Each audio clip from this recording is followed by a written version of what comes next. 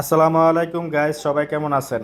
আমি এখন বর্তমানে আছি সালালা, আপনার জেবল মানে পাহাড়ের উপরে।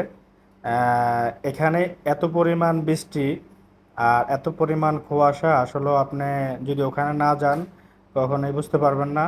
আর আমার গাড়ি চালাইতে অনেকটাই সমস্যা হইতেছে, কারণ কুয়াশার কারণে সামনের কোনো গাড়ি দেখা যাইতেছে না।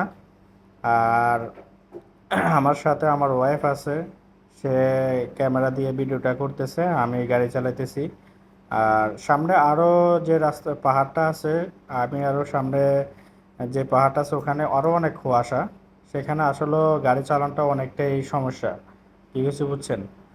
তো এখানে আসলে এই পাহাড়ের, শুধু এই পাহাড়ে যে এখানে একটা পাহাড় আছে, অনেক বড় একটা পাহাড়, ওই পাহাড়ের এখানে এত পরিমাণ কুয়াশা থাকে, যেটা আপনি যদি না যান তো কখনোই বুঝতে পারবেন না। আর এখানে যদি আপনি যান আপনি অনেকটাই মজা পাবেন। আর ওখানে আপনি যখনকার গাড়ি নিয়ে যাবেন বা নিজে কারোর সাথে যাবেন, আপনার ওখানে গেলে আপনার পুরা শরীর আপনার শীতল হয়ে যাবে, একদম ওখানে ঠান্ডা বরফের মতন, ইউরোপের মতন একদম ঠান্ডা।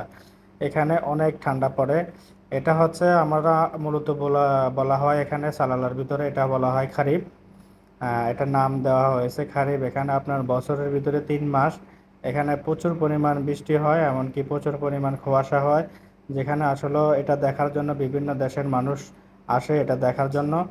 আর আমার আসলে সৌভাগ্য হলো কি, আমার ওয়াইফ মানে এমন সময় সে ওমানে চলে আসে, ওই সময় সালালা খারিফ চলতেছে। আমি আমার নিজের গাড়ি নিয়ে গেছি আমার ওয়াইফকে রিসিভ করার জন্য।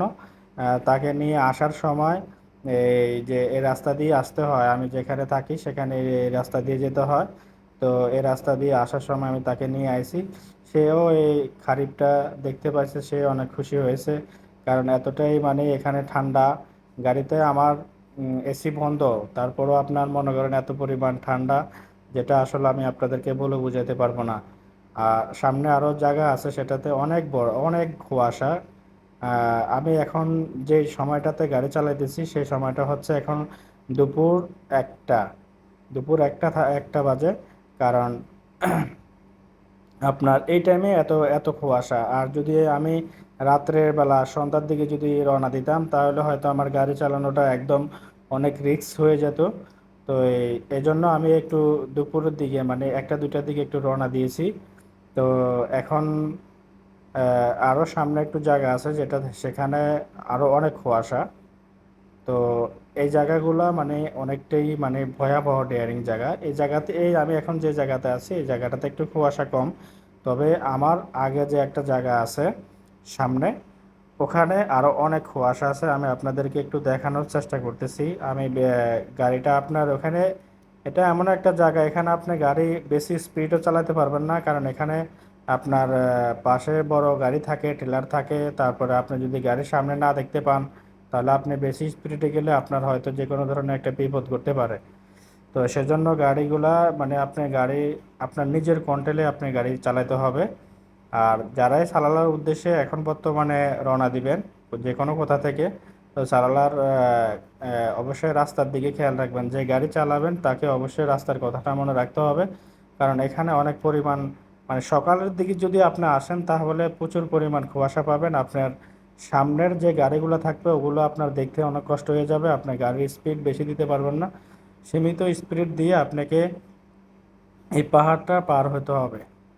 তো এখানে আমি এখন যে যে সময় যাইতেছি এই সময়টা হচ্ছে দুপুরের টাইম।